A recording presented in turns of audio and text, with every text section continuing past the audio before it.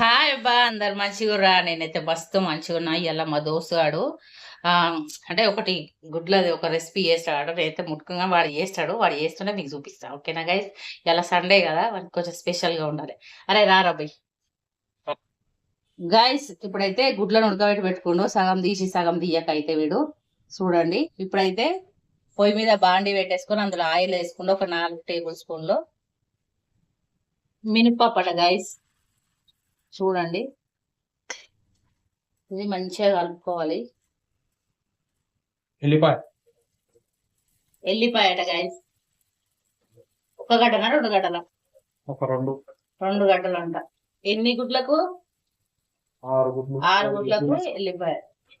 Smell మాత్రం అయితే అదిరిపోయింది గైస్. గైస్ ఇవైతే మంచిగా గోలిపోయినాయంట. ఇప్పుడు ఏం వేసావురా గైస్? గుడ్లు అంట ఒక్కొక్కటి తీసేసుకొని మంచిగా వేసేసుకోవడం. ఇవైతే మంచిగా కలిపేస్తుంది గైస్. చూడండి గైస్, ఇప్పుడైతే మంచిగా కలుపుతున్నాడు. చూడండి అవి అట్లా మంచిగా కావాలంట. చూడండి గైస్, మీ టేస్ట్ కు సరిపడంత కారం, మీ టేస్ట్ కు సరిపడంత ఉప్పు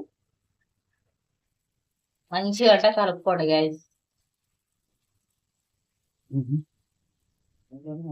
గైస్ నేను వచ్చే వరకల వాడు గుడ్లను కట్ చేసిండు. చూడండి ఇట్లా కట్ చేసుకోవాలంట. ఉప్పు కారం వేసిన తర్వాత పచ్చి పచ్చి ఉంటదట. ఏందో ఈ బ్యాచిలర్స్ వంటలో ఏందో నాకైతే అర్థమైతలేదు. చూడండి గైస్, ఇదైతే అయిపోయిందంట. ఇప్పుడు ప్లేట్ లోకి తీసుకుంటాడు. చూడండి గైస్, ఇవైతే మంచిగా ఉడికినాయంట. ఇక చూడండి ఒక్కొక్కటి తీసి మంచిగా చూడండి ఎట్లా చేస్తున్నాడు గైస్. చూడండి బ్యాచిలర్స్ వంటలు బ్యాచిలర్సే. గైస్ మా దోస్తు గారు చేసిన ఇది గుడ్లది. ఏంది ఇది? ఎల్లిపాయ గుడ్డు కారం. ఎల్లిపాయ గుడ్డు కారం అట.